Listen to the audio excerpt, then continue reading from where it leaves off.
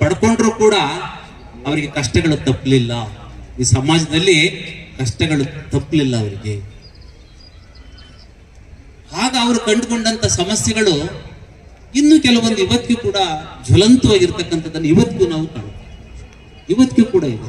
ಪರಿಪೂರ್ಣತೆ ಇರ್ತಕ್ಕಂಥ ಸಮಸ್ಯೆಗಳಿಗೆ ಪರಿಹಾರ ಸಿಕ್ಕಿದೆಯಾ ಅಂದ್ರೆ ಪರಿಹಾರವನ್ನ ಕಂಡುಕೊಳ್ತಕ್ಕಂಥ ನಿಟ್ಟಿನಲ್ಲೇನೆ ಜಗತ್ತಿನ ಹಲವಾರು ದೇಶಗಳ ಸಂವಿಧಾನವನ್ನ ಅಧ್ಯಯನ ಮಾಡಿ ನಮ್ಮ ಭಾರತ ದೇಶಕ್ಕೆ ಯಾವ ರೀತಿ ಹೊಂದಾಣಿಕೆ ಆಗ್ತಕ್ಕಂಥ ಸಂವಿಧಾನವನ್ನ ರಚನೆಯನ್ನ ಮಾಡಿಕೊಂಡು ನಾವು ಸಂವಿಧಾನ ದಿನಾಚರಣೆಯ ದಿನದಂದು ಸಂವಿಧಾನದ ಪೀಠಿಕೆಯನ್ನ ನಿಮ್ಮೆಲ್ಲರಿಗೂ ಕೂಡ ನಾವು ಬೋಧನೆಯನ್ನ ಮಾಡಿ ಇಡೀ ಭಾರತ ಸಂವಿಧಾನದ ಒಂದು ಆತ್ಮ ಜೀವಂತಿಕೆ ಎಲ್ಲಿದೆಯಪ್ಪ ಅಂದ್ರೆ ಸಂವಿಧಾನ ಪೀಠಿಕೆಯಲ್ಲಿ ಅಡಗಿದೆ.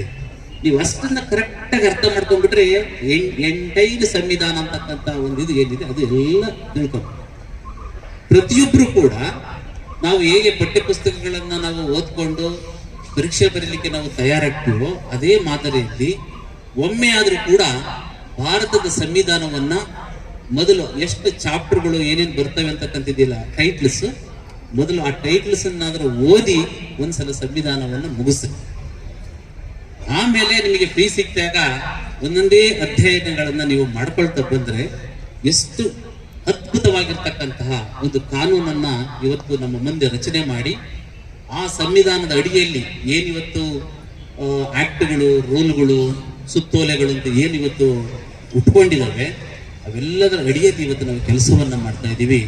ಅವೆಲ್ಲ ಇರ್ಲಿಕ್ಕೇನೆ ನಾವಿವತ್ತು ಇಷ್ಟು ಜನ ಇಲ್ಲಿ ಸೇರ್ಲಿಕ್ಕೆ ಸಾಧ್ಯ.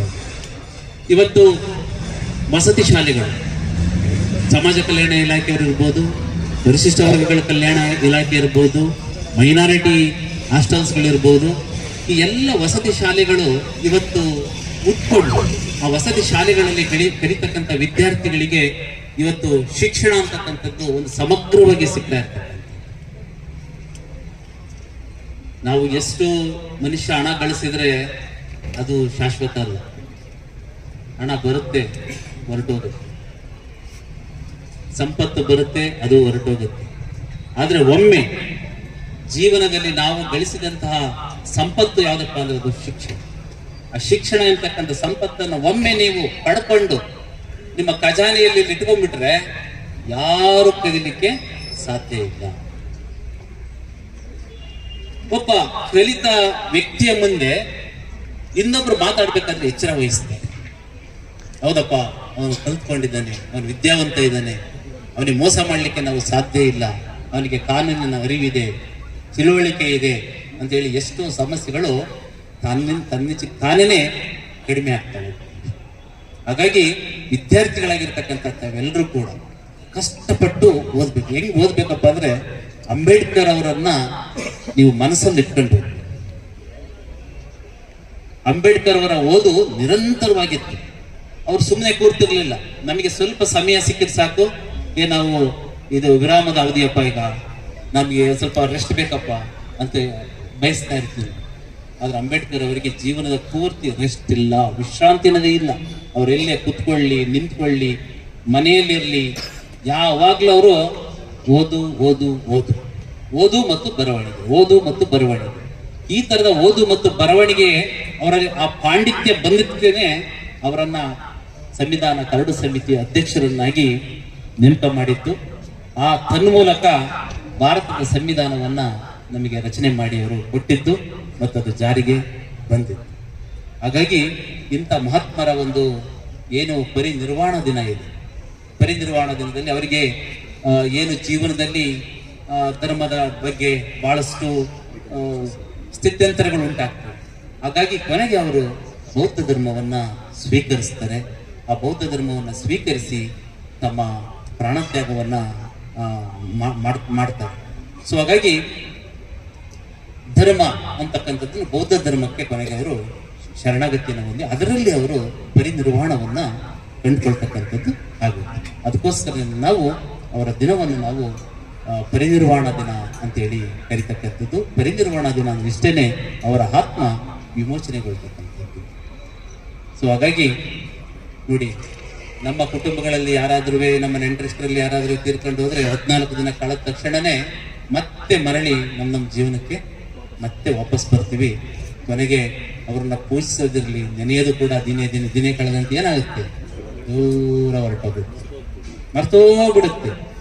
ಇರೋ ತನಕ ಎಲ್ಲ ನಾವು ಅಲ್ವಾ, ಹೋದ್ಮೇಲೆ ದಿನ ಕಳೆದಂತೆ ನಾವು ಮರವಿಗೆ ಒಳಗಾಗ್ತೀವಿ, ಮರ್ತೋಗ್ತೀವಿ. ಆದ್ರೆ ಇಂಥ ಮಹಾತ್ಮರ ದಿನಗಳನ್ನ ಯಾವತ್ತೂ ಮರೀಲಿಕ್ಕೆ ಸಾಧ್ಯವಿಲ್ಲ. ಎಷ್ಟು ವರ್ಷಗಳು ಕಳೆದ್ರೂ ಕೂಡ ಮರೀಲಿಕ್ಕೆ ಸಾಧ್ಯ ಇಲ್ಲ. ಇವರೆಲ್ಲರೂ ಕೂಡ ಚಿರಾಯುಗಳು. ಯಾಕೆ ಚಿರಾಯುವಾಗಿದ್ದಾರೆ ಅಂದ್ರೆ ಮಹಾತ್ಮರು ಮಾಡಿದಂತ ಒಂದು ಸಾಧನೆ ಮಾತ್ರನೇ ಇವತ್ತು ಉಳ್ಕೊಳ್ತಕ್ಕಂಥದ್ದು. ಹಾಗಾಗಿ ಆ ನಿಟ್ಟಿನಲ್ಲಿ ವಿದ್ಯಾರ್ಥಿಗಳ ವೇದಿ ಕಾರ್ಯಕ್ರಮಕ್ಕೆ ಭಾಗವಹಿಸಿದ್ದೀರಿ. Doctor Bharat Ratna doctor B R Ambedkar ಜಿಯವರ ಜೀವನ ಮತ್ತು ಸಾಧನೆಗಳ ಬಗ್ಗೆ ತಿಳ್ಕೊಳ್ಳಿ. ಅವರು ಓದಿದಂತಹ ನಿಟ್ಟಿನಲ್ಲಿ ನಿಮ್ಮ ಓದುಗಳು ಇರಬೇಕು. ಏಕೆಂದ್ರೆ ತಂದೆ ತಾಯಿಗಳು ನಿಮ್ಮನ್ನ ಚೆನ್ನಾಗಿ ಓದ್ಲಿ ಅಂತ ಹೇಳ್ಬಿಟ್ಟು ಕಳಿಸ್ಕೊಟ್ಟಿರ್ತಾರೆ. ಸಮಯವನ್ನ ವೇಸ್ಟ್ ಮಾಡಬೇಡ್ರಿ, ಮೊಬೈಲ್ಗಳ ಬಳಕೆಯನ್ನ ಕಡಿಮೆ ಮಾಡಿಕೊಳ್ರಿ, ಹೆಚ್ಚು ಅಧ್ಯಯನಶೀಲರಾಗಿ. ನೀವು ಎಷ್ಟು ಅಧ್ಯಯನಶೀಲರಾಗ್ತಿರೋ ಮುಂದೊಂದು ದಿನ ಇಂಥ ವೇದಿಕೆಗಳ ಮೇಲೆ ಯಾವುದೇ ಒಂದು ಭಯ ಇಲ್ಲದೆ, ಗೊತ್ತಾಯ್ತಲ್ಲ, ಭಯ ಇಲ್ಲದೇನೆ ನಿಷ್ಠೂರವಾಗಿ, ನಿಷ್ಪಕ್ಷಪಾತವಾಗಿ, ನಿಸ್ಸಂಶಯವಾಗಿ ಮಾತಾಡ್ತಕ್ಕಂಥ ಒಂದು ಧೈರ್ಯ ಅಂತಕ್ಕಂಥದ್ದು ನಿಮಗೆ ಬರಲಿಕ್ಕೆ ಕಾರಣ ಆಗುತ್ತೆ. ಹಾಗಾಗಿ ಎಲ್ಲರೂ ಕೂಡ ಮಹಾತ್ಮರ ಈ ದಿನದಂದು ನೀವೆಲ್ಲ ಸೇರ್ಕೊಂಡಿದ್ದೀರಾ. ಆ ಒಂದು ಪ್ರತಿಜ್ಞೆಯನ್ನ ಮನಸ್ಸಿನಲ್ಲಿ ಮಾಡಿಕೊಂಡು ಓದಿನ ಕಡೆ ಹೆಚ್ಚು ಗಮನ ಕೊಟ್ಟು ನೀವು ಕೂಡ ಈ ರಾಷ್ಟ್ರದ ಆಸ್ತಿಗಳಾಗಿ, ಸಂಪತ್ತಾಗಿ, ಭದ್ರ ಭವಿಷ್ಯದ ಬುನಾದಿಗೆ ನೀವೆಲ್ಲರೂ ಕೂಡ ಕಂಕಣಬದ್ಧರಾಗಿ ಕೆಲಸವನ್ನ ಮಾಡ್ರಿ ಅಂತೇಳಿ ಆಶಿಸ್ತಾ ಮತ್ತೊಮ್ಮೆ ಮಹಾತ್ಮರಾಗಿರ್ತಕ್ಕಂಥ ಡಾಕ್ಟರ್ ಬಿ ಆರ್ ಅಂಬೇಡ್ಕರ್ ಜಿಯವರ ಪಾದಾರವಿಂದಗಳಿಗೆ ನನ್ನ ನಮಸ್ಕಾರಗಳನ್ನು ತಿಳಿಸ್ತಾ ಅವರ ಪುಣ್ಯ ಸ್ಮರಣೆಯ ದಿನದಂದು ಭಾಗಿ